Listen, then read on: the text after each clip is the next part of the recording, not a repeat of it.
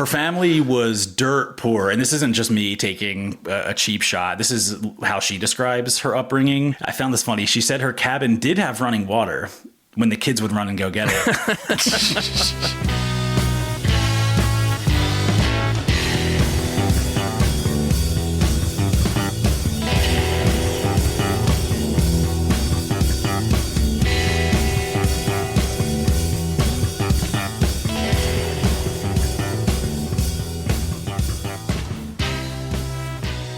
Hello and welcome to another episode of 1001 Album Complaints. It's the weekly show where friends, musicians, and guys who would probably make fun of their own kids' piano recital if given the chance get together to break down a classic album from the list of 1001 albums you must hear before you die. If you are familiar with our show, welcome back. You already know what you're in for. But if you're new to the show, I must warn you, this is not your typical album review podcast. We are musicians. We've all written and recorded music, so we have a deep appreciation for everything that goes into making records. But we also know that every piece of art gives you something to make fun of and to nitpick. So fair warning, we are going to poke some fun at this record. My name's Alan. This week, I'm excited to walk through an album from an artist who once claimed that I might look artificial, but I like to think I'm totally real. And I think I agree with that. The artist, of course, is Dolly Parton, and the album is her 8th solo studio release called Coat of Many Colors. Ooh, damn. Yeah. 8th of many, which we will get into, by the way. Yeah. If you're unfamiliar with this record, as I certainly was, don't worry. We'll play a bunch of clips along the way to get you up to speed. And we'll kick things off right here with a clip from the title track and the album opener. We've got a taste of this record here. Let's introduce our fellow complainers, as we like to do, with a mean sweet length review of Coat of Many Colors. And I want to go first to Rob. Thanks so much, Alan. Excited to get into it. Here is my tweet length review. This beauty has a hell of a pair on her. Of all-time classic songs, that is. Right at the top of the album. Unfortunately, after that, it's country-flavored pablum, blander than the grits at Waffle House. All right, let's hear from Phil. Poverty of heart, poverty of mind, poverty of finance. Heavy topics expertly navigated on the opening and title track, Coat of Many Colors by Dolly Parton. So you can imagine my surprise when, by track 4, the record had devolved into subject matter not limited to teenagers banging older wayward travelers, teenagers' moms banging the same wayward travelers, BSDM, voyeurism, full swap, and regret.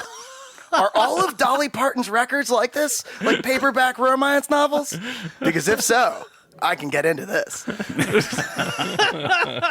Winning hearts and minds, starting with Phil. Excellent.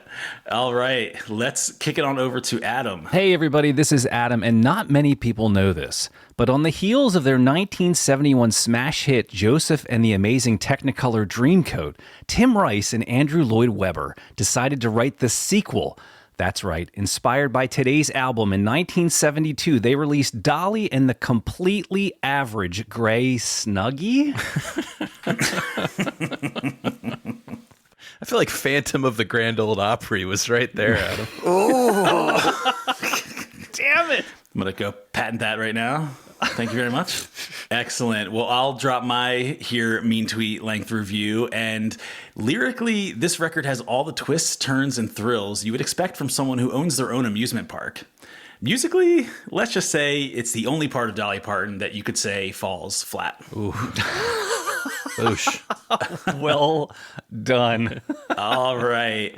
I feel like I've already heard your general impressions by this point. But as we like to do, we start off a little hot and then we unfurl these a little bit. So let's get into it here. How was your week with this record? I'm going to roll mine back. This was a lovely week and a lovely listen. And this is, I feel like the Albinator's been set on country lately, off and on. Yeah, definitely. We've been getting a passel of country in the mix lately, and we've been, I think, generally underwhelmed by it. I don't want to speak for everybody.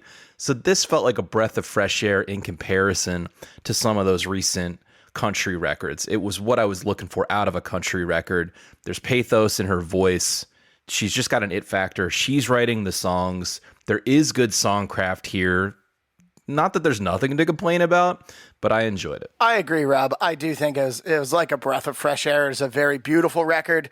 I do think Dolly Parton has, I noticed it this week. I don't think I would have put it this way previously. She has a very unique vibrato, right? It's very specific, and she deploys it in a very unique way. Yeah. Also, I want to give a shout out to Mike Gordon. Despite being 6 years old, he crushes bass on this record. His tone is so developed by 71 already. Gordo just crushing this. Should we give all our non-Fish fans the reference there? But I don't know. He's referring to the bass player from Fish, audience. It sounds like he's on this record. It sounds great. I love Phil, it's easy to think that you're fucking around or that you're being dramatic. He really does. You're totally. Yeah. He's not playing any kind of active bass, active electronics. Obviously, he's not playing like a modulus 5-string back in 71. But his playing style is like, I think we joked around about this a little bit in our text thread. Phil Lesh was the first one that came to mind for me, which was not what I was expecting. Totally. Or not just the playing, but for the bass to be so out front. I think it was borderline distracting at times, but as a bassist, I'll be on brand and say I thought it was kind of cool. Yeah, I thought it was great. It definitely jumped out. This felt like the lead bass record that I had been waiting for, and was certainly surprised by. And just so we're clear, right, Mike Gordon is clearly in the lineage of Phil Lesh, the bass player from the Grateful Dead. He listened to him a lot, I'm sure. And Phil Lesh, my understanding is that he's a guy with a jazz background who then switched over into the Grateful Dead, which is a kind of a country rock band with a lot of improvisation and jamminess, and that's sort of what you get there. So yeah, I was pretty flabbergasted by maybe not just the bass, but the rhythm section. They're really leading the charge. Yeah, I'm looking forward to learning more about the players on the record for sure. I hate to tell you, there's not much on them because, first of all, when I looked at the personnel list, there's like 30 guys, and there is one bass player, there's a drummer. Neither of them have a Wikipedia page. I think they were just session guys. So really, I hate to break it to you, this is going to be about Dolly Parton and a few other key figures in her life. But I need to know about Bobby Dyson. I did notice that they don't seem to have a pedigree of records, and that's why it's so surprising.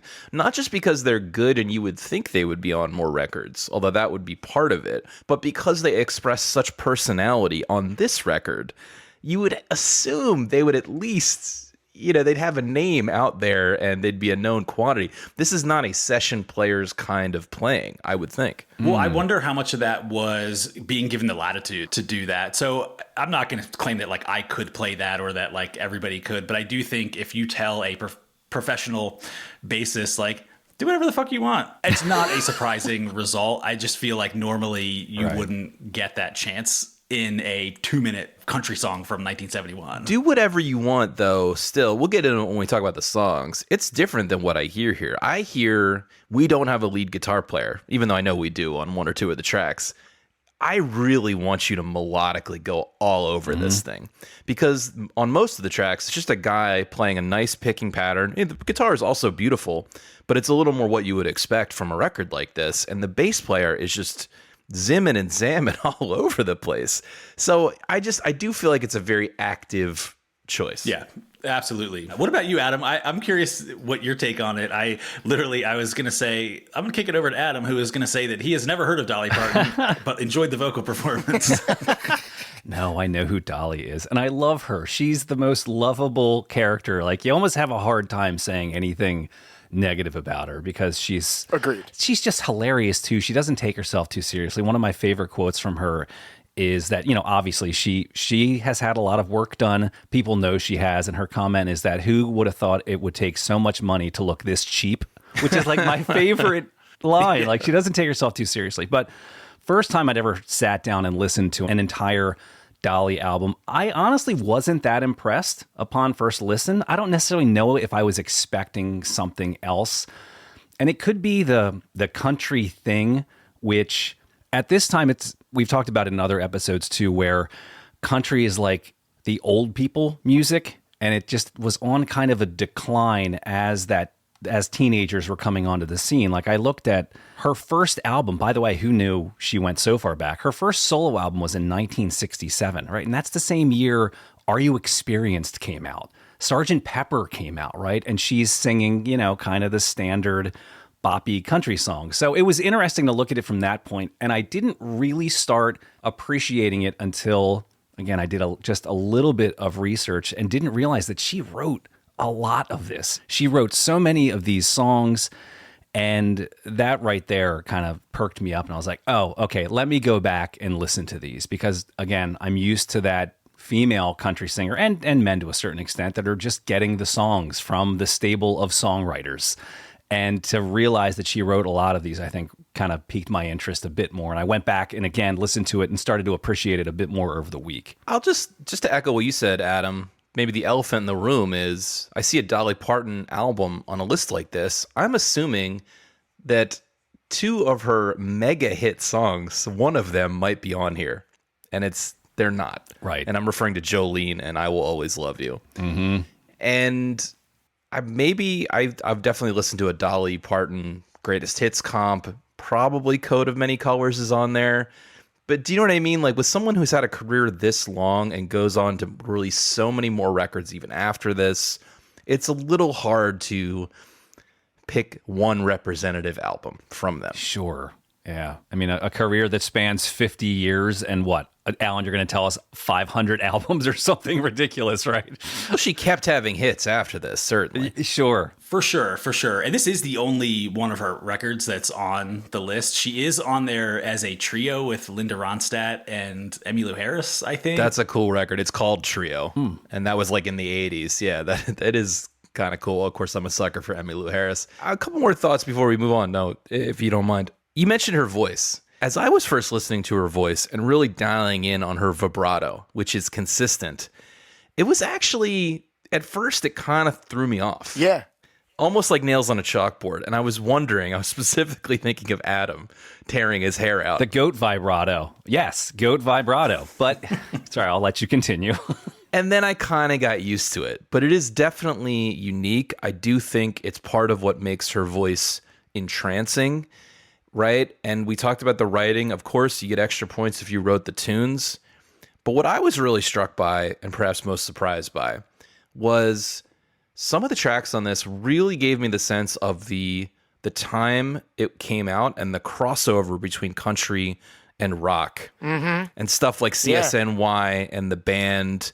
It felt like they were in conversation with each other. At times, it almost sounds like the country side of the Grateful Dead's catalog, right? It sounds like certain tracks on like Working Man's Dead, right? Like, I actually felt like there were a few tracks on here that are some of the which are on the focus list. Actually, I was thinking I could imagine Janis Joplin having sung this. Not that their voices are that comparable, but just the what's going on in the background, the way the songs work, and if you dropped some of these into Woodstock, I wouldn't have been totally out of left field or anything. So, yeah, I think she definitely is crossing over some things there. Something also that I feel like this is not a nuanced observation. This clocks in at about 27 minutes, which I tried to do this, but I only got a few back. I don't know. Is this the shortest album that we've done on the show? I remember the Slayer one maybe was pretty short. I think Napalm Death may actually be shorter. But that had like 75 tracks on it, didn't it? Oh, you're right. And they were all half a minute. So you're right. Maybe. I don't know. One of them was a second long, wasn't it? Yeah, that's right. I still think that track is worth listening to for anyone who hasn't yet. If you can find the time. Just that one. 1 second of your time is all you need. But I think that you could look one or two ways at something like that. You can either look at it as, oh man, really? That's all you got? 27 minutes? You can't give me much more than that? But I feel like it was minimum effective dose. Like, I feel like it's very simple. It's very efficient. And it doesn't feel half-assed. And it doesn't feel like you're leaving a lot of meat on the bones either. It feels like it's really the perfect amount. And the pacing, I think, is kind of spot on with this. Mm-hmm. I will say one obvious downside for me, again, not a very nuanced take for us, is it does start to sound a little bit the same after a while, especially on the back half. And I did find myself, it did lose its flavor for me a little bit, which I do think is hard to do on a 27-minute record. Yeah, they ran out of Pornhub categories as song concepts. Alan, I do understand what you're saying. Like, some of it kind of has like an edgy rock and roll psychedelic country vibe, right? Or at least is hinting at that. And other stuff is just like milquetoast country. And by the time you get to like the third sort of milquetoast country song, even if the story it's telling is interesting, even if the production is good, you don't care. And I get that. Well, can we also comment on the timing? When we're doing an exercise like this every week, I rejoice at a short album. Yeah. Good call. Yes, Same here. It's true. Yeah. It's just going to make our lives easier to get the listens in and get through it, right? Whether you like it or not. So in that sense, it's good. But I've said before, and I'll just stay internally consistent, I think the appropriate best time for an album is 40 minutes, 20 minutes aside, thereabouts.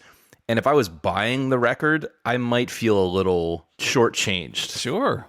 Yeah. No, that's fair. And I think something else that also struck out, or that struck me on listening to this record, is other than it feeling a little bit samey and getting it to a point where there were times I didn't know what song I was listening to. Sometimes when we go back to these old records that are considered classics, especially of this era, obviously they're written without the benefit of all the refinement and evolution that comes later on in the subsequent years. So they come across as almost primitive. But I still think when this record was on and when it was hitting, it sounded not nearly as stale Agreed. as I expected. And I really was expecting to have to plow through some of this. The lowlights, I think, were a little weak. But yeah, I think it jumped off the page in a way I wasn't expecting. Totally agree. I'm generally quite positive on it. And again, I am comparing it in my mind to what I see as the boringness of the Katie Lang record and the Merle Haggard record. Oh, yeah, right. Just I can't help it because we did both of those fairly recently, and so You know what I like about this? I wasn't on the Katie Lang episode, but I'm kind of familiar with it. You know what I really like about this is that like this feels like Dolly's band. It sounds like a band. It sounds like they're on the road together. It doesn't sound like a singer out in front of a fictitious machine created backing pad of perfect music. Like there's something about it that just feels very authentic and organic. That's a really good description when holding it against that Katie Lang album, right? Because that's the one that comes to mind most recently of the ones Rob just mentioned. Yeah. It does feel organic. It does feel like they're in the room. Again, there's so little written, I assume, Alan. We don't really know what the production or the recording was like, but I get kind of that Muscle Shoals vibe. I know it wasn't Muscle Shoals, but it's that, again, maybe not a bunch of studio pros, but a bunch of just really great musicians who were collabing on this. There's not a lot on the recording process. I mean, back at this point, they were just cranking out albums, as we've already alluded to. She's done many, many albums, and they're just firing these things off. One of the things that I wonder if it contributed to that organic sound is, I don't have the exact age. She was probably like 25 or so, maybe 28-ish, but she had been playing since she was 12. And so she was dialed by that point. You know, it wasn't where she was trying to figure out how do you do this music thing. By that point, even being super young and probably still fairly immature just in life, she knew her way around the industry.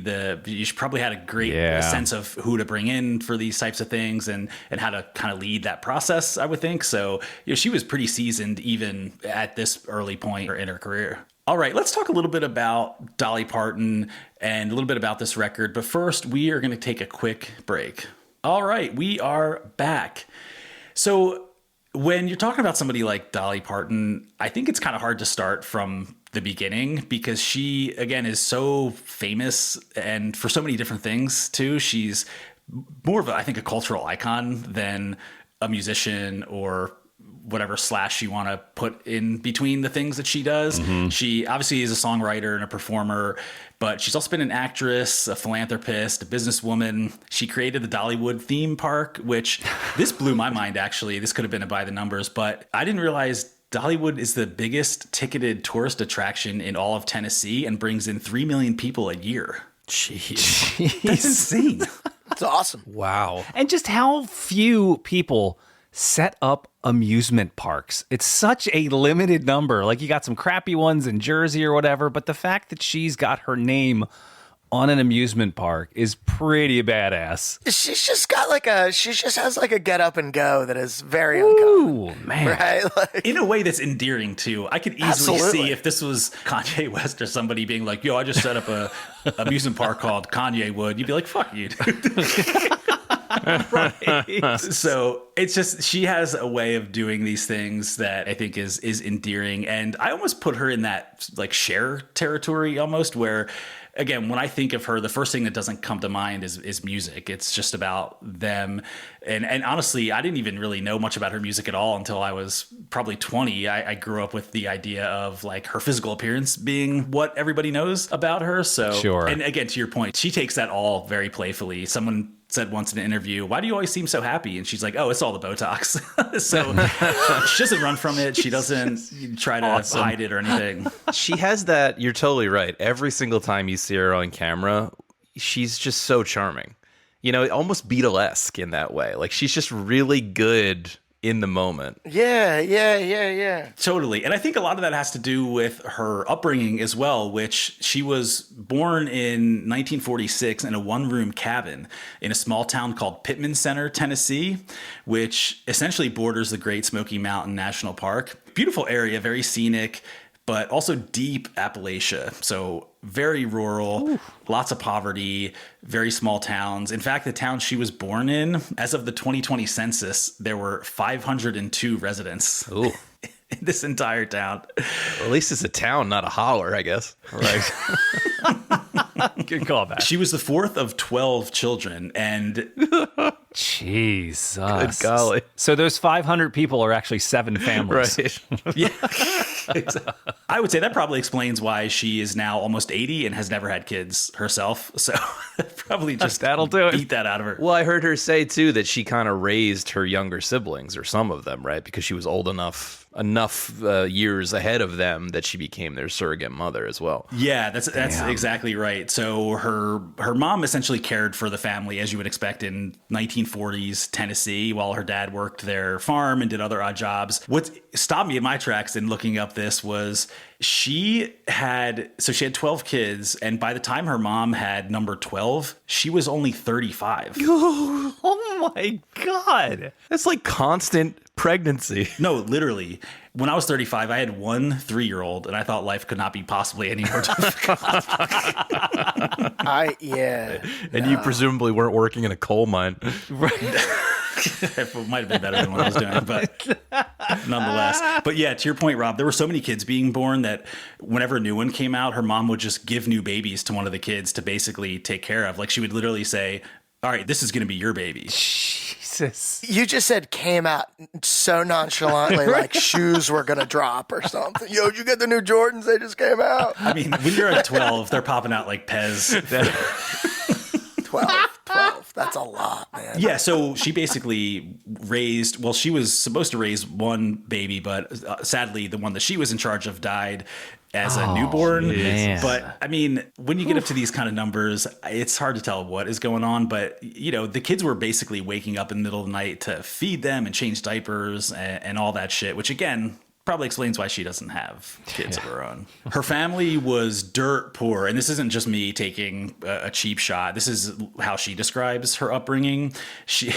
I found this funny. She said her cabin did have running water when the kids would run and go get it. That's a good line. I love her more and more every time I hear one of these quotes. Yeah, she says they had so little money that her dad paid a missionary who happened to be a doctor with a sack of cornmeal for delivering her during birth. They had literally not $1, and that's how her dad paid for the birth. How old was she? When was she born, rather? 1946. Wow. And so, but that's how actually, I was sort of surprised at that story, but that's how many of the babies in that town were born. There really was not much in the way of healthcare in a place like this. So this guy, this missionary who was a doctor, he would actually travel around on horseback in snowstorms into the mountains and not only deliver babies, but he would do all kinds of high stakes medical procedures like amputations and shit like that. You said 1946, not 1846, right?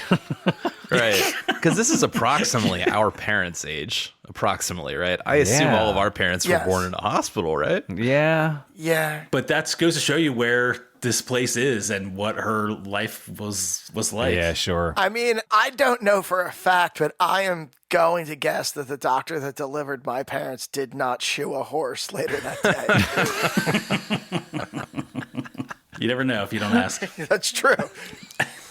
And, not to stay on this story for too long, but something else that struck with me just to kind of further paint a picture of what kind of place this was that she grew up in. During many of the house calls that this guy did to help people with various healthcare aspects, is he would go to these houses and the dads would hold a gun to his head like half the time and say some variation of like, if my wife dies or my daughter dies, you're going to die too. So he's there to, amputate a leg, and he has to do it with a gun to his head. So I just found that to be, I don't know, anytime I think my job's tough, I'm going to think about this guy. Yeah. So even though they were dirt poor and living in very rural poverty circumstances, they did have a subsistence farm. So they were actually fairly well fed on a regular basis, which was not the case for someone like Loretta Lynn, who, according to the episode we did way back in the day, would have to eat dandelions to survive. God, that's right. Didn't she consider just ice like a treat, a summer treat? Snow milk. I think it was snow milk, where they would get snow and pour milk on it and be like, hey, it's our treat. Anyway, so despite all these economic challenges, they were well fed, and she grew up in a pretty supportive and stable household. So, the family unit was pretty intact, and music was a big part of her upbringing, as you would expect. Her mom was always singing in the house and was always encouraging her to write and sing songs, which she claims that she was writing songs as early as 7 years old. And I'm sure we all wrote shit at 7. She claims these were actual songs, and she actually claims to have written over 3,000 songs in her entire life. I will say some of the subject matter, we're not talking about writing War and Peace here, but I think building that creative muscle early on has definitely been a big benefit. Sure. She learned how to play guitar when she was 8 with the help of her uncle, a guy named Bill Owens, who was a local songwriter in the region. And he wasn't big time or anything, but he knew music.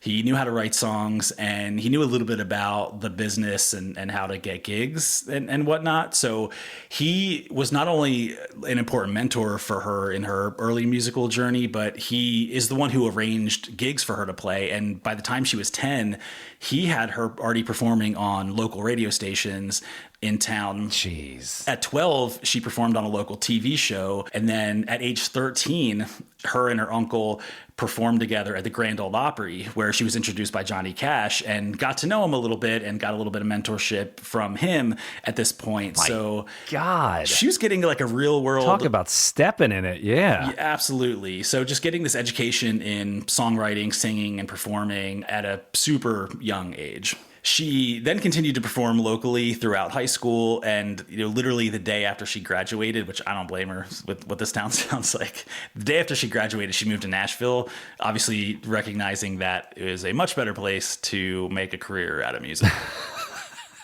I can't imagine. Yeah. She did say she struggled a little bit at first, again, when she moved to Nashville, back to some of these food stories.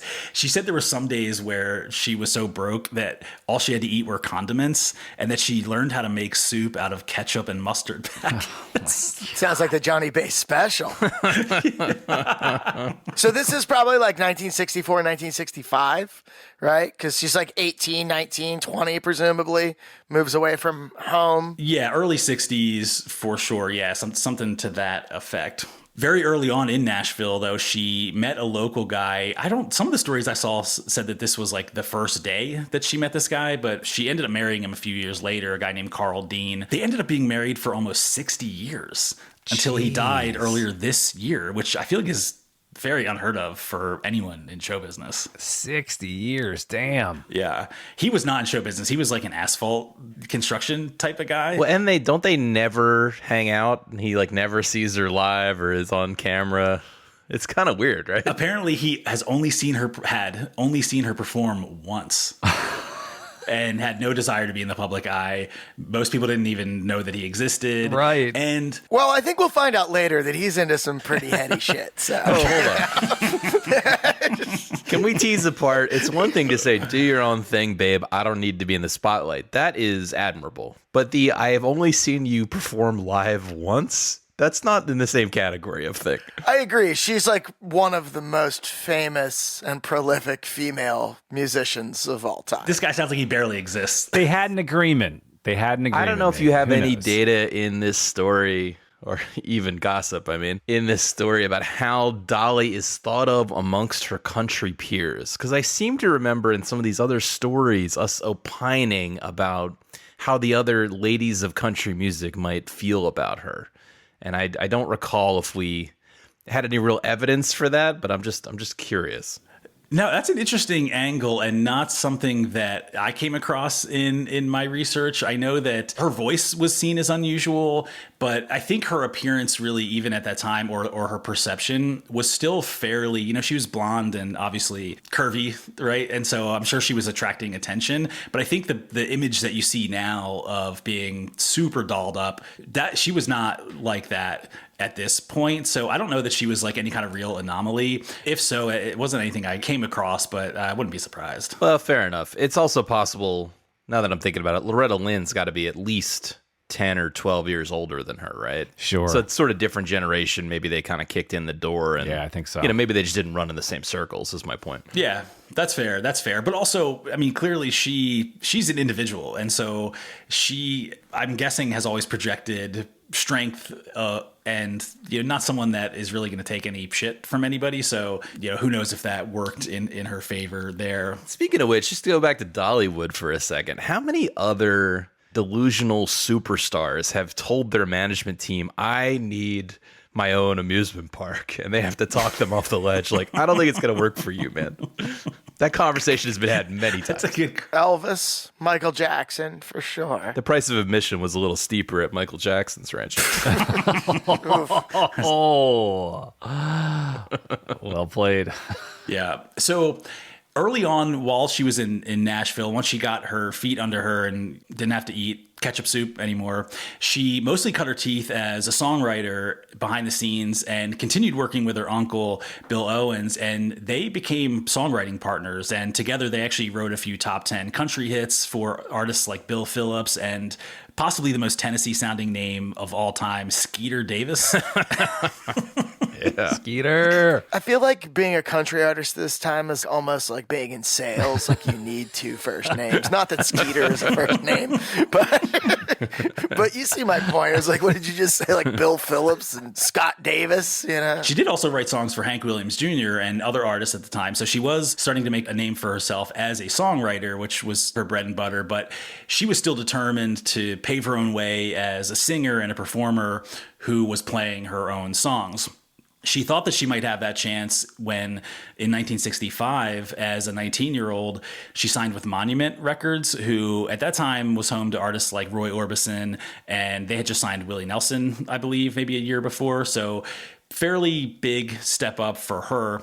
Unfortunately, though, they envisioned her as more of a teeny bopper type of singer, like a Britney Spears, almost similar to like what Alanis Morissette did, I think, in the early part of her career, as we talked about. The pre-Jagged Pill Alanis Morissette, you mean? Yes, exactly. And part of the reason they didn't think that she was a good fit for country singing was because of her voice. It seems people are kind of used to it now, and even if you get through a couple of runs of the album, her voice sticks with you a little bit, but it's still very high-pitched. And as we talked about earlier, there's a lot of vibrato, and they just didn't think it would work for country music. So it's bird-like.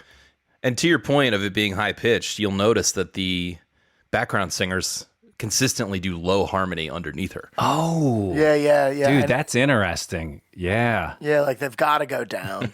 There's nowhere else to go, man. Right. You just shatter the champagne glass. Right. So she reluctantly does a few bubblegum pop singles, none of which charts, with the exception of one song called Happy, Happy Birthday, Baby. Okay.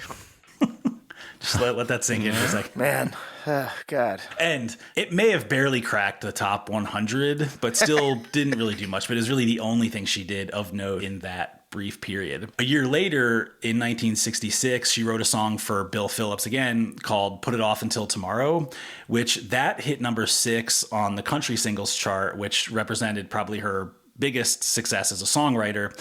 And that's what finally convinced Monument that they should give her a crack at singing and recording country songs at that point. So what does she then release as her first single as a, emancipated country singer? A single called Dumb Blonde. Well, I actually went back and listened to that one. Yeah. Clearly, the feminist movement was many years off by that point. And I think that's probably something that stuck with her. I don't know if it was that song, but I think that perception certainly has stuck with her for a long time. But then when you hear her talk and you hear about her stories, she's obviously anything but that. But it's probably something she had to fight for years after that, I'm sure. Because I went back and I listened to that. You're right. I guess it was in 67. And I suppose the dumb blonde stereotype has been around, obviously, before that, if they're writing songs about it. But one thing she says in that song, the blondes have more fun. So that phrase itself is also probably pretty old. I'd be curious as to how far back that goes. I feel like some of this stuff might have started with the Marilyn Monroe era, right? Which would have been 10-ish years before, because there were a bunch of busty blondes in Hollywood in the late 50s, right? 7-Year Itch, right? That was Marilyn Monroe, where she is kind of that aloof blonde, but yeah. She didn't write that song, though. Even though that was, she was a songwriter and she was pushing for that. It was penned by yet another solid Southern name, Curly Putman. Which is a dude, right? Wow. This is just an excuse for me to rattle off these Tennessee names. That's really the only exercise happening here. To be clear, I would not know if you made that up or not. So she's starting to get some play regionally. She's breaking off on her own, getting her own country situation going. But really, it's mostly local and regional. Her first major exposure beyond Nashville came shortly after that, when she caught the attention of a guy named Porter Wagner, who was a very well-known country star who hosted a weekly syndicated TV show at the time. Instead of 2 first names, he's got 2 job titles. Yeah, I was trying to figure out how to spin that into a joke as well. So he brings her in for a weekly slot on the show, which obviously helps her start to increase her visibility and her credibility on the scene. The problem, though, was that she was brought on to replace a singer named Norma Jean, who was a big fan favorite on the show, who had been doing weekly slots for a few years before that. So much so that Dolly would actually get booed during her early performances on the show just because she wasn't Norma Jean. Oh, wow. God, that's rough. Just a coincidence, because we just mentioned Marilyn Monroe, but that's her real name. Oh, is that right? As mentioned in the Elton John song. Oh, Norma Jean. Yes, right. Yeah. Busted me for not listening to him. No, I've listened to most of them, but so maybe it was a play on that. I'm sure Norma Jean was not this woman's real name. Yeah, that sounds like a Southern kind of name. They always put 2 names together as one name. That's a specific Southern thing. So I think it's just a pure coincidence, but we had just mentioned her, so I thought I'd say it. Gotcha. Good call. Apparently, the crowd would even chant Norma Jean's name while Dolly was playing early on. So. Wow. But Damn. And this is on live TV, right? That's rough. That reminds me of the anecdote about Tom Petty opening for Bruce Springsteen, and their crowd is all yelling Bruce, and backstage they're like, "Oh no, it's not Boo, it's Bruce." And Tom Petty's like, "What's the difference, man?" It's not me. So she hangs in there and eventually does win the audience over and becomes part of a duo with Porter Wagner. And they end up releasing a bunch of top 10 hits together over a 6-year period. So they kind of form a tight partnership. He becomes a bit of a mentor for her, and she's sort of seen as his protege. They do a lot of duets on the show, but ultimately she outgrew that partnership and wanted to do more for herself. So this jumps ahead a little bit from when this record was made, but in 1974 she decides to ostensibly break up with him professionally, and the way she decides to communicate this to him was to go into his office and sing him a song that she had just written. And that song was called "I Will Always Love You." Oh my gosh. No. Dude, that's insane. Which brings us to our most beloved segment, By the Numbers. Woo! Yes! First number I'm going to throw at you is 10 million, as in the estimated amount of dollars that she has made just in royalties from "I Will Always Love You," from the Whitney Houston version that was released on the Bodyguard soundtrack in 1992. And that estimate's just from the 90s. I mean, that won like album of the year. It won Oscar for like best song in a movie. Like it won all the awards. It's one of the top 5 best-selling albums of all time. The Bodyguard soundtrack. That's insane. And to your point, Alan, because I was curious about this too, I asked ChatGPT, and they mentioned the $10 million royalty reported number, which is just from the decade of the 90s. The ChatGPT then estimated beyond that and said it's probably more like $30 million in total. Yeah. God, one song. It's wild. It's wild. Wow. And apparently... Wait. You know what else is wild, though? Is just the fucking complete silence before Whitney goes up that half step. Epic. And it's just like, oh God, it took so much guts. No, we must give credit. That's a worthy cover. It's a great tune. Ooh, yeah. But that cover nails it. That's her song. Absolutely. Absolutely. Crushes it. That was a great choice. It was a great choice by her to select this Dolly Parton song for this movie, right? Yes. Or whoever chose it. Absolutely. And what makes it actually better, too, was apparently like a year after Dolly Parton came out with her original version, apparently Elvis wanted to cut a version of the song, but he was so big at the time that he demanded that she sign over half of the song rights in order for him to cover it. And she was like, fuck that, which was a pretty brilliant move because that's what allowed her to make all that money from the song decades later. Wow. Yeah, sweet. That's awesome, man. I love how, I think I read something about this at one point too. I was like, no, standard practice. You got to give me half the publishing rights. Like, wow, what an ass. By the way, Alan, you said he was so big. I thought maybe he was so fat at that time that he couldn't sing the song and do it any justice. He was chomping into one of those Ren Fair turkey legs at the time. I mean, this was in 74, 75, so he was pretty much on his last legs at that point. Yeah. But I should mention that song is not on this album, but it's almost certainly her most well-known song. I mean, with the exception of maybe Jolene or... It's on the album Jolene, and Early Morning Breeze is also oddly on that album. It was re-recorded for Jolene. They did that a lot, which I think probably pads some of these stats on the albums. Yeah, I agree. Willie Nelson also has a lot of that at this stage in his career where it's like a song from 4 records ago just pops up on. He's also putting out a record every 18 weeks. So got to make up that tax revenue. Yeah, exactly. You got to admire the confidence. They're just like, this should have been a hit. This should have been bigger. Let's just do it again. Well, either way, she did, by the way, apparently donate a lot of that money to a black neighborhood in Tennessee and was trying to kind of reinvest that back in the community. Even if she only donated, 90% of it, that's still a nice chunk of change to keep in your pocket. I assume you're going to get to it, but she is known for her charity work even to this day, right? Yeah. Oh, for sure. She's a huge philanthropist. She gives a lot of money to children's literacy is a big, probably the biggest factor for her. Something else I didn't realize was she actually put up $1 million to get the Moderna vaccine, the COVID vaccine made. And I'm sure that money would have come from somewhere, but she gets some credit for helping boost that development, which... Wow. Country music and science for the win. I was going to say, the only person in Tennessee that believes in the vaccine. Right.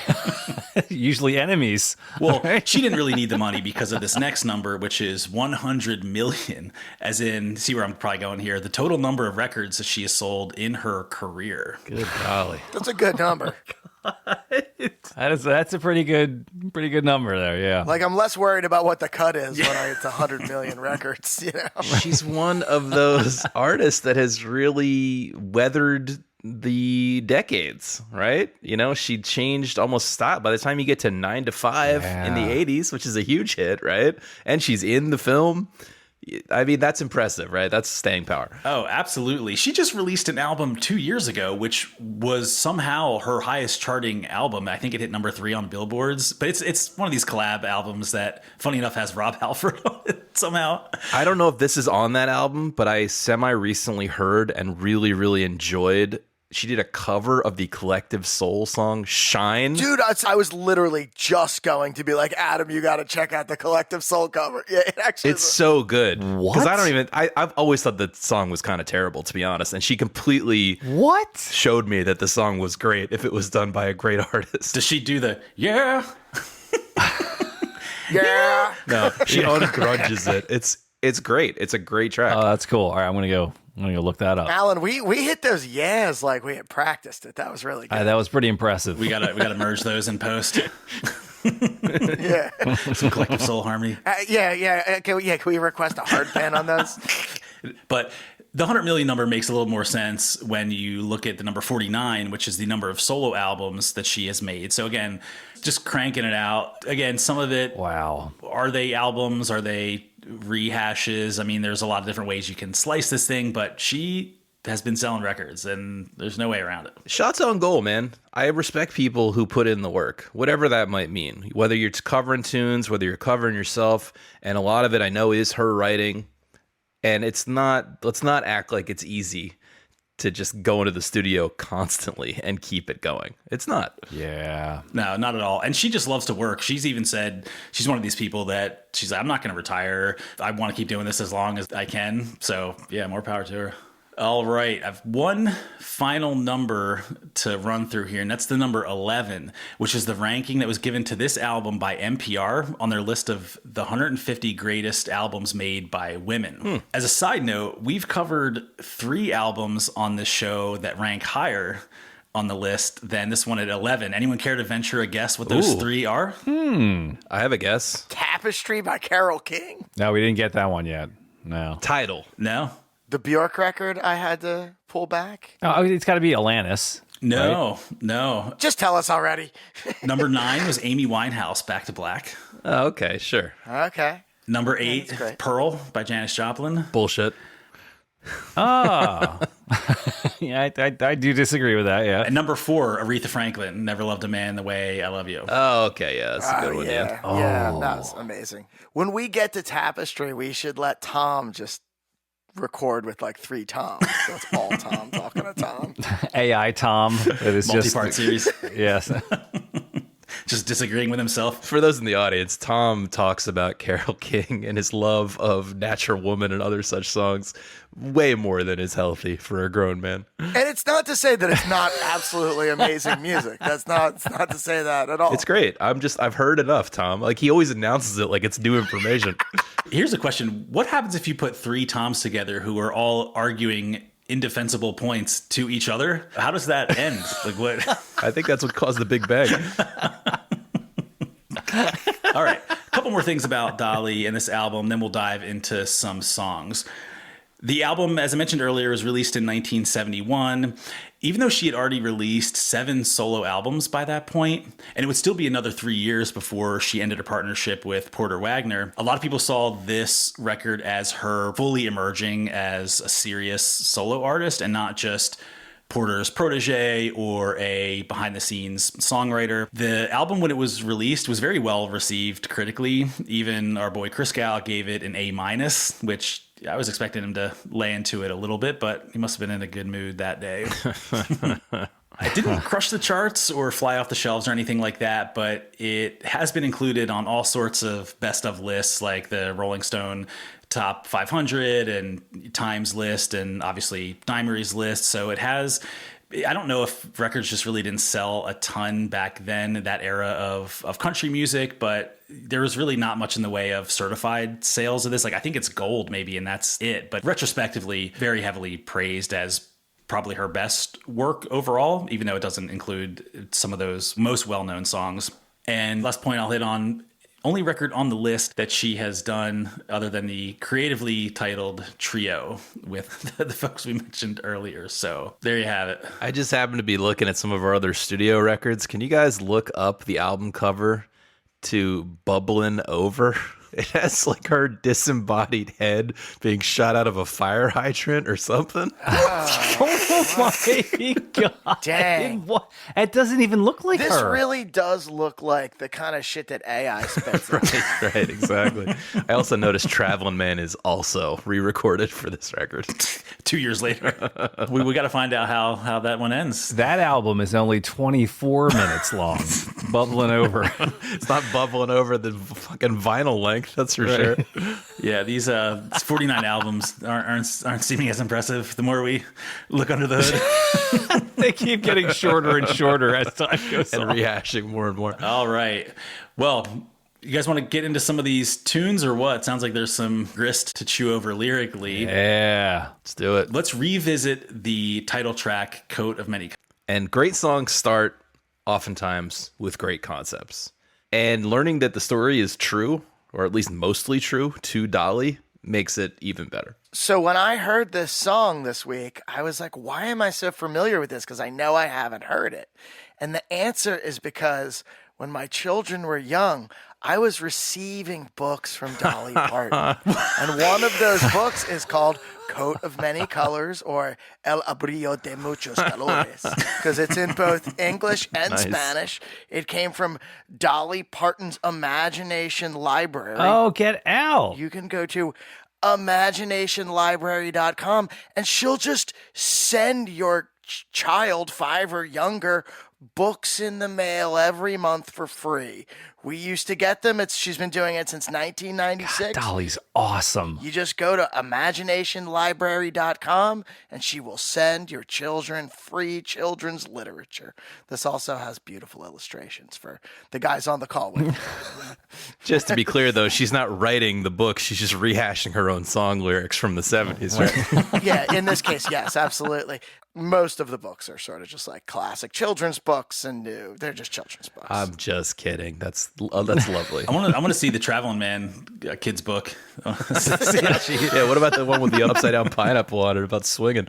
Kids got to learn somehow. If I lose my mind. This concept, the Coat of Many Colors, obviously the album title, but it's one of her most well-known songs. It's her personal favorite, she claims, and for obvious reasons. It's very personal. Like Rob said, it is a true story. It's also, I think there was either a movie made out of it or maybe it was like a made for TV type of movie, but it's been an enduring type of artifact for her.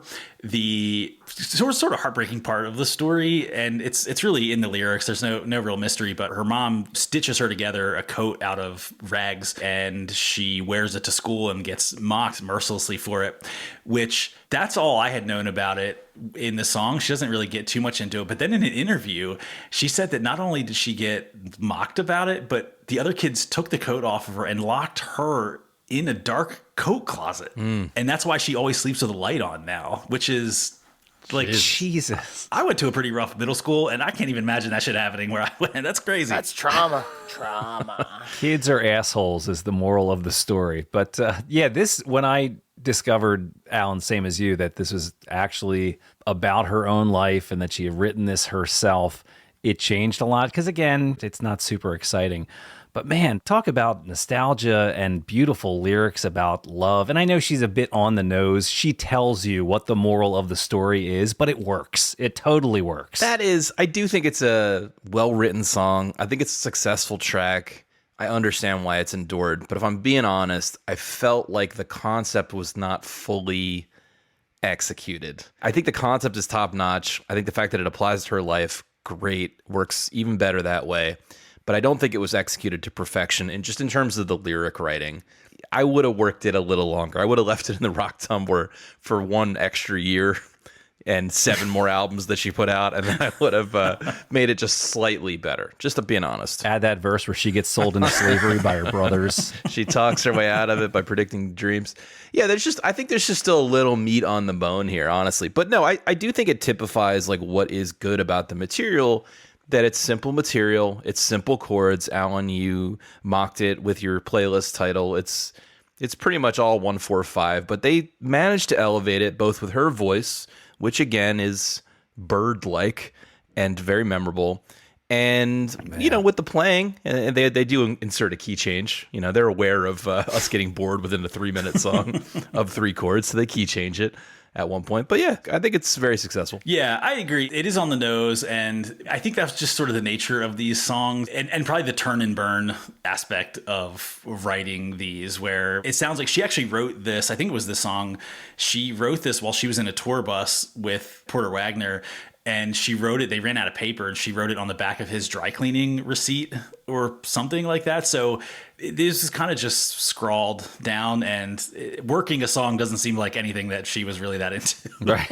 It's good enough. Compared to, because I love a good concept song, but I would say if you were to stack it up against all-time great concept song, Boy Named Sue, I feel like every word in that song is perfectly placed. And I can't say the same about this. Yeah. Well, that is a Shel Silverstein poem, isn't it? It is. Correct. But it's clearly worked over, is my point. Of course. Absolutely. Well, I think this begins another trend that I liked on the record, which is the interesting use of harmony. They're doing the low harmony on the choruses, but it's also very sparse, right? Yeah, it highlights certain lines. And it's interesting because it's kind of big when it comes in. Yeah. They definitely don't overdo it. They only take a line or two to harmonize. Then they'll do some oohs and ahs. It's fairly stuffed down in the background. You know, there is some nice continuity, I think, between the tracks on the record. I thought you were going to say hard panning, right? Well, there's definitely that, too. Not enough, if you ask me. Well, I heard also, Alan, that the dry cleaning slip and maybe the code itself are on display at a Dolly museum somewhere. Yeah, it might be in Dollywood in the park. What was not clear to me, though, was I kept seeing references to a replica of the coat, so I don't know if that very coat still exists. I'd read somewhere that maybe her mom knitted another one after the song came out, and it's I see. The receipt, though, I do think is still. I don't think anyone's recreating that. Funny enough, though, that Porter Wagner, if you look at photos of him, he was classic, rhinestoned out, and this pompadour hair. So Yeah. he probably had a million of those dry cleaning receipts. He looks like Buck Owens. Yeah, I was going to say, look at a picture of Dolly sitting next to him. The volume of her hair rivals the size of her head. Yes, of course. Okay, let's move on to the next track that we're going to focus on today. I've been down the road one day. Totally. Oh yeah, full Gordo. Yeah, absolutely. It has like MoMA dance intro vibes, and then he just drops into Funky Bitch. Phil, I feel like you've yelled at me for playing more notes in a 9-minute improv jam than this guy gets away with on a 2-minute country song. He's definitely thumping it up. I think he's playing with a pick. He's playing a lot of notes. I think he's playing with a pick. There's definitely pick, yeah. You can't. Up and down strokes, all of it. Oh, I have a very, very, very real beef with something happening in this song. I think my complaint is with what's the engineer's name? It's like Alpaca. Let's go with that. Alpaca. Al Pachucci. Yeah, Alpaca. Anyway, what the hell is happening with this bass drum? It's just like poof, poof, poof. I was going to ask about that. Oh, there's like an emphasis. I feel like it happens once or twice where it emphasizes At the some beginning of the song, and then they realize like, this bass drum's broken, and they like take it out of the mix or something. It's so bad. There's a section of it at 135. There's a few sections of it, but yeah, it just comes in. I couldn't tell if it was another thing or not because it keeps coming up as an emphasis. But what Mama didn't know is that I had a plan to meet down there with that traveling man. It sounded extraneous to me, or sounded non-purposeful. Maybe it's supposed to be like a guy knocking on the door. Maybe that's the traveling man. Oh, that's good. But he doesn't like knock. It's just like poof, poof, poof. And it's real loud. It sounds like shit. It's some other drum. I kind of don't think it could be the kick on the kit. like a floor tom. Because I think he's got to be hitting that way more often. This only comes up at certain emphasis points. I picked up on that too, Rob. I think I know what you're referring to. It might be more floor tom-ish or something. It has that bass-ish quality, but yeah. It's big and floppy, though. It makes me think it's bigger than a kick drum. Mm-hmm. But I don't know. Floppy is a good word to describe it. So in this story, this is a story about a teenage girl who is sleeping with a wayward traveler, only to find out that her mother is sleeping with the same wayward traveler. Well, I don't know if she's sleeping. I think she's sort of like lusting after him or something. And then she's sad that her mom gets to have she's sex with into him or him. something. Oh, okay. Well, I suppose that's reasonable. She's mistaking his affections for her, even though he's actually after her mother, maybe. Right, there it is. They do also ditch town and leave this teenager by herself, though. They just pick up and leave. Like, you got 12 kids, they can all hold down the fort. I personally love that this is reminiscent of Eminem talking about orange and door hinge, right? Nothing rhymes with orange, right? But you can say door hinge. She says order, as in ought to, order to rhyme with warder, as in water. It's like my favorite moment on the album. Something I order to go get some water. She uses the word, let me see if I can even make this sound, alternate? Often. Alternate? Yeah. Oh, at the end when she's talking, she said, "Mama, you oughtn't have done that," right? I was just like, wow, I can't even make that word. It's great. So my complaint, though, is that Dolly is doing a little too much sing-talking on this one. Sure. I do think it's a cool track. I think the band kicks. I like when we get a little taste of her vamping at the end, right? And doing something a little different, but she's a little boxed in by the lyrics. She doesn't quite know how to put them in melodically, I feel. Yeah, I see what you mean. Like, it doesn't really, it doesn't peak, right? Like, vocally. Also, if you're looking for more time, it sounds like we just fade on the band here. I bet you they're cooking for a couple more minutes. That's what I'm saying. You know? Yeah, right, exactly. Yeah, right. The bass is cooking from second one. Bobby Dyson has been going off, man. I will say, as much as I think the bass is amazing, and I will never complain about too much bass. There is a point where everything drops out. Well, there's really not much instrumentation, so it's really just still the bass, drums, and Dolly. All you really hear is the bass, though. And it's a little distracting because she's singing and he's just fucking going ham in the background. That's when they're going to hit the punchline. Right? They pull everything out because they're going to hit like My Mom's with the guy. And you're right. He's like, okay, what did you just say? Yeah, that would be the point, I think, to sort of cut everything out, or at least maybe a simple drum beat. But just having him, just freaking out while she's delivering her line was a little jarring, I think. Freaking out, yeah. I ultimately liked it just because it was unexpected. But I know what you mean. It's an odd choice for a country record, for sure. And the fact that this mystery man does nothing else in the history of music, apparently, after this. No. So I looked him up. It sounds like he was like in like the house band at the Grand Ole Opry. So he was a guy, but he's older than Dolly. Like, he's older than this crew of musicians. So Bobby Dyson was born in, looks like 34. Oh, wow. All right. Yeah, so he's an older, like, country guy. Yeah, he's in his mid-30s if she's in her early 20s. I'm going to make it my mission to learn that whole song note for note on bass with all the free time that I have. You should. And then I can sing Travelin' Man, which is we just get really awkward. Speaking of awkward and weird narrative songs, let's move on to the next track called If I Lose My Mind. It's just hilarious. This is just hilarious. This was a lyric I was not expecting to hear. This threw me off. Phil, do you want to explain your interpretation of the lyrics of the song?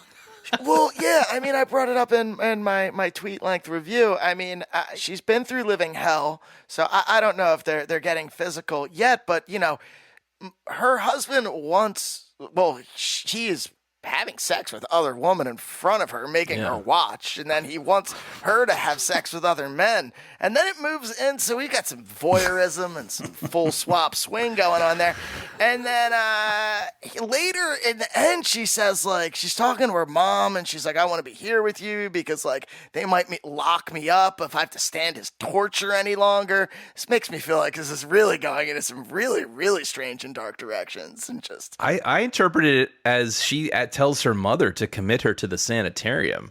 Yes. And that's where it ends. There's no resolution to this. She just lost her mind, and that's the end of the song. There's definitely no resolution. I don't know if it makes it more or less weird, but this was one of 3 songs that was actually written by Porter Wagner. Yes. I think that tells us a lot. This is him trying to float swinging to his wife. That's what I think. That's what I'm thinking. That's well, maybe he's trying to float that to Dolly. Well, I mean, it seems like that was their communication method. She wrote a song to break up with him professionally. He's That's a good point. Dropping lines subversively. You know what? I think we cracked it. That's what it is.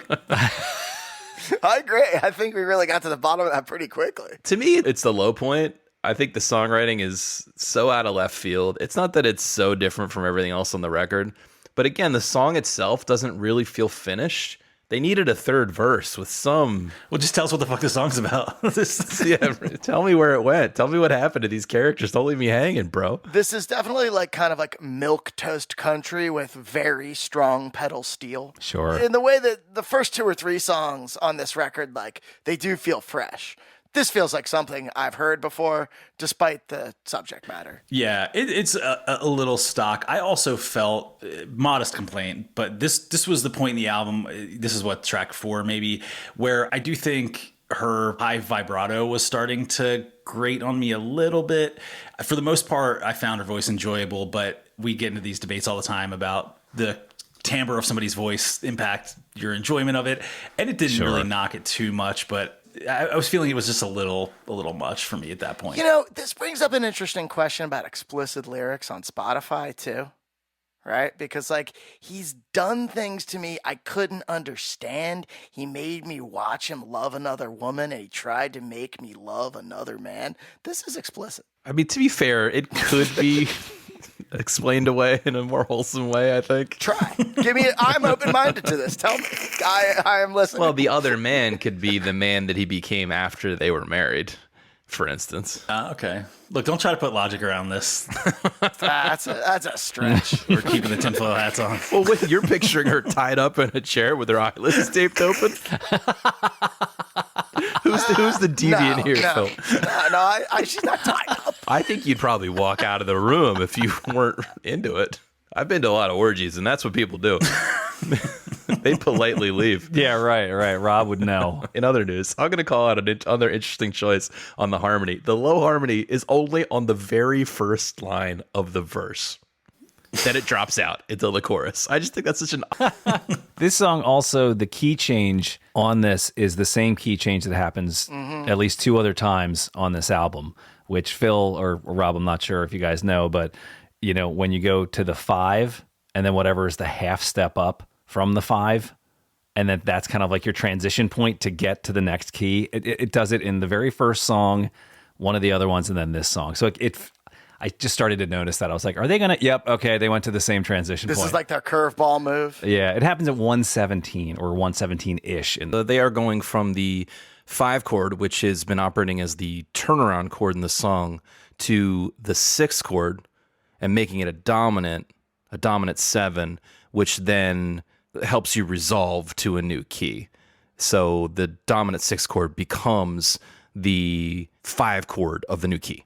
Sure. Yeah. Yeah, but it does, the feel changes what feels like very abruptly at that point. It does feel like a little like country move there. It's a little different than like the R&B key change move. All right, let's take a crack at our next song on our list, which... I'm ready for something completely different. I really felt the drummer's presence on this one too, and I was just picturing him and the bass player like staring at each other in the session, like grinning, like joking with each other with their eyes about where they were going to go next. You mean out back to smoke weed?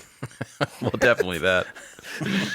Yeah, this is he's cooking, man. He doesn't give a fuck by this point.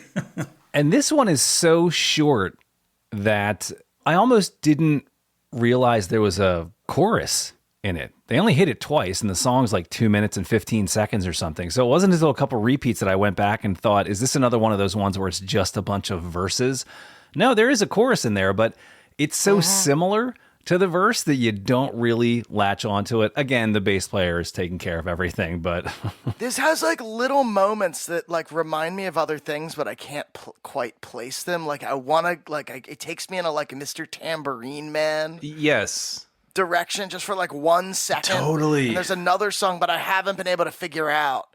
It's like the melody starts going there, and then it just kind of goes somewhere else, and I can't get it. I couldn't pin it to another song, but I know what you mean. It reminds me a little more of that late 60s singer-songwriter vibe. I wrote down CSNY. It doesn't feel as country, even melodically, as the other tunes. I'm telling you, man, you go to like 2 minutes, I swear he plays the Moment Dance bass line. 205, dude, check it out.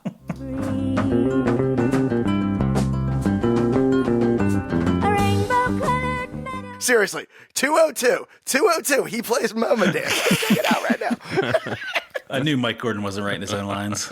Bass cooks, Bobby Dyson. Yeah, there's a lot of guitar players on this record. There's only one bass player.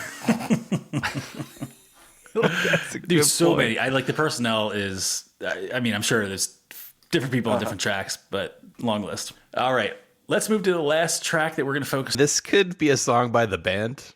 Great, yeah. I wrote the same thing down. Yeah, absolutely. Yeah, this was one of the songs where when I made that comment earlier that I feel like you could put this in Woodstock or something of that era. You wouldn't even miss a beat, have Janis Joplin singing this. It's Yeah. This is definitely a crossover type. I don't know how intentional that was, but in a way, I think took a hit to the continuity of the record, but I think it sounds good though. It doesn't feel like it's forced or that it's like a shameless attempt to write a pop song. I think it had some nice flavor to it, but definitely, I think, vastly different than what else is on the record. Her singing style is quite different. She gets to belt in this one, which I don't feel like she does anywhere else. So it is a nice change. You get more power. Less delicate. Full-throated gospel is how I thought of it. Yeah, I was going to say, you feel the church. You feel the time spent in church growing up in this one in a very different way. She sounds absolutely killer on the outro, where she starts to vamp a little bit in like the last 30 seconds. She hits some really nice notes. And yeah, you don't necessarily associate her with power, like we've been talking about. It's a very bird-like voice, and I feel like she leans in a little bit at the end of this track, and it's a nice change of pace to hear that vocally. You're talking about power. She doesn't really fatigue, and you can kind of tell it on this track. And I guess this is also something that is sort of through line in her life, right? She doesn't really fatigue, right? And you kind of hear it in this song. Like by the end of the song, she sounds just as fresh as she did early in the song. So, I don't know, it's just interesting detail. Yeah, totally. No, it's got some heft, I feel like, to her voice. Yeah, that's a good call. This has cool guitar playing too. Also, Rob, definitely very like Robbie Robertson, like you're saying. Like, yeah, I feel like we're being given the guitar players a little bit of short shrift, but there's some really lovely guitar parts throughout this record. They're not mixed as high as the bass or even the drums in many cases, but they're nice. They're very nice. And as much as I talked crap on Al Paciucci, or whatever his name is, I'm going to call it bass drum on Traveling Man, I do think this record in general sounds beautiful. I think a lot of the engineering work, especially around guitars and bass, is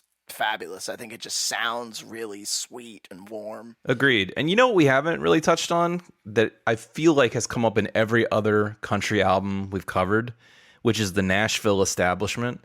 Mm-hmm. This feels like a record that makes its own decisions about what it wants to sound like. And that is refreshing in and of itself. Yeah, that's a good point. It doesn't sound like it's part of the machine. Like it doesn't feel like it's a derivative product at all that you could easily see being pumped through. Because it was recorded in Nashville, right? Correct. 7 of the songs were recorded over like a 1-week period in Nashville.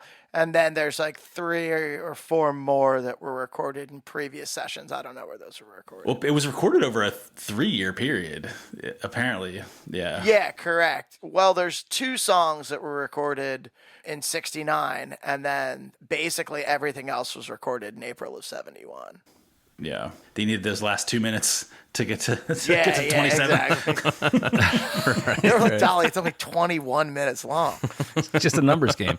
Did anybody else pick up on I guess you might call it an audio artifact on this song, where there was an occasional like a buzzing sound? It almost sounded like somebody grabbed an instrument cable as it was being pushed through a bass amp, and it would just come in for like a second, but it was throughout the entire song.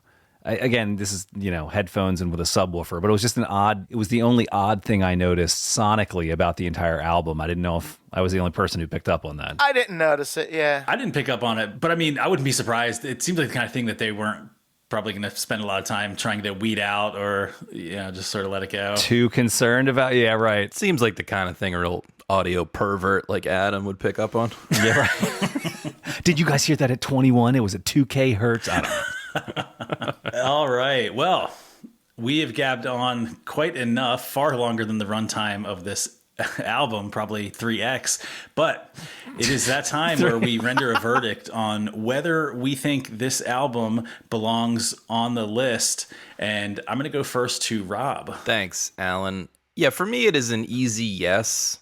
As Dolly's only solo entry on the list, I found it to be a very pleasant listen, full of songs that she wrote and produced in an interesting and refreshing way, especially given its genre, which can sometimes, in its worst moments, be pretty straight down the line and samey.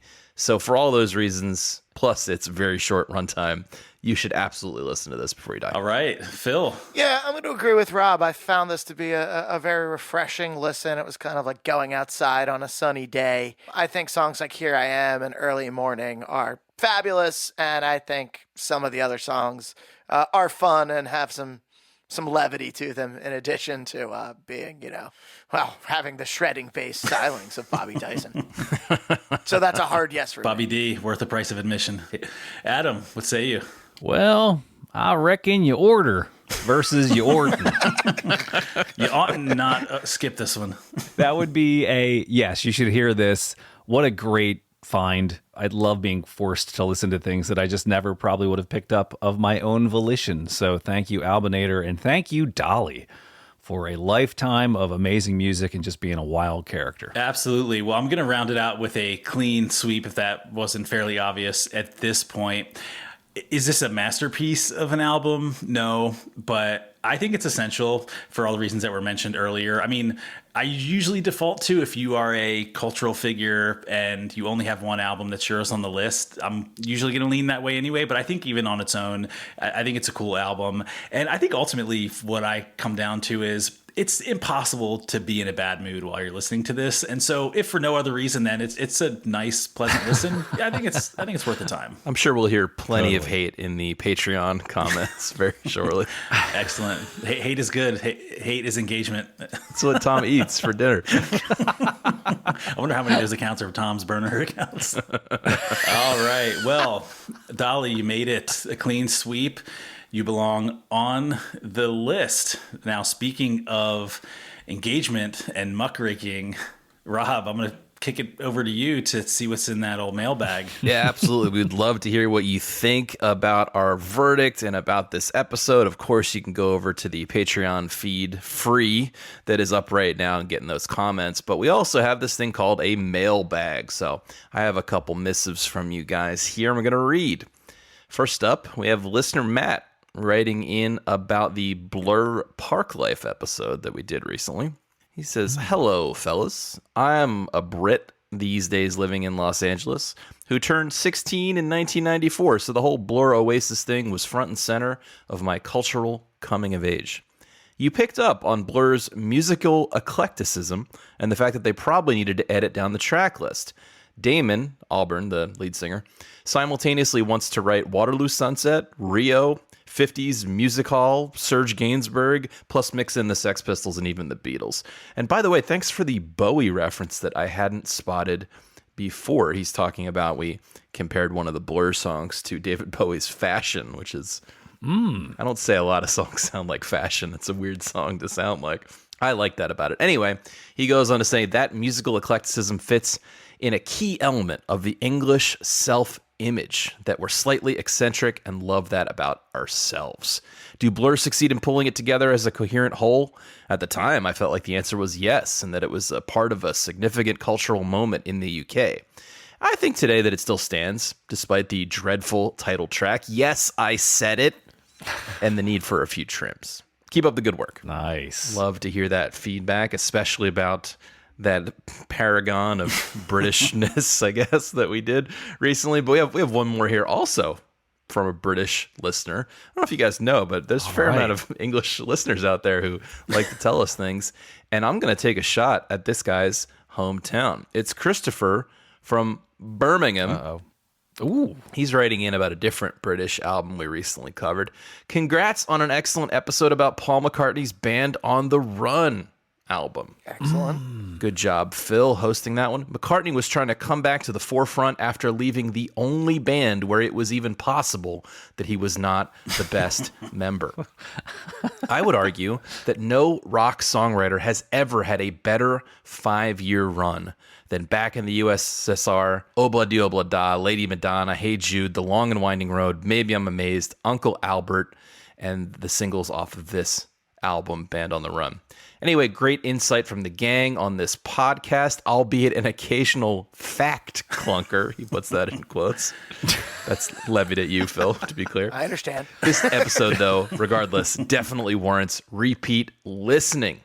P.S. What artists do each of your crew believe had a comparable run of immortal songs? While you guys think about that, I will field my answer to this question, which is Bob Dylan. Favorite of the people here on the call, I'm sure. And I'm not referring to hits on the charts, but the songwriting from 1963 to like 1968, Bob Dylan. was unimaginably great. We will not see the likes of that again. That's my personal pick, but I agree. McCartney, it stands tall on the Mount Rushmore of songwriters. No one here would say otherwise, I assume. Oh, yeah. Well, I'm going to go Fish with Moma Dance into Possum into Story of the Ghost. Yeah. Good. And I'll go with the Guess Who. Burton Cummings. There it is. Okay. All right. Well, thanks everybody for writing in. Please send us over all of your thoughts, what we got right, what we got wrong. Send it on over to 1001albumcomplaints@gmail.com. Excellent. All right. Well, I'm actually going to kick it right back to Rob to see if the Albinator, now that it's out of Tom's presence, is going to spit out another country record or if it's going to keep us on our toes. What do we got for next week? Yes, thank you. I have the Albinator here. It's wearing a push-up bra, and it's got quite a bouffant, and it is ready to send some children's books about deviant sexual acts on over. Without further ado, let's give it a spin. Next week, we shall be listening to...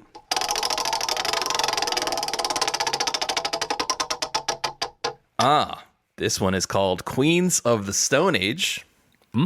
Self-titled album, Queens of the Stone Age. I haven't listened to this in a while. I definitely listened to this back in the day. I kind of like these guys. I feel like when this came out back in like the late 90s or something, I was sort of trying to move away from this type of rock music, and so I discounted it for a while, but the times I've listened, I think they're pretty dope. I'll be honest, I don't know them and their catalog super well, but I definitely respect them, and this type of 70s infused heavy rock is definitely a big part of what inspired Ghost Beef for sure. So I'm excited to listen to this. Nice. All right. Well, folks, you have your homework. Give this a spin and join us next week where we will debrief and give our always factual takes and never wrong opinions. For 1001 Album Complaints, I have been Alan. I'm Rob. I am Phil. Boosh. And I'm Adam.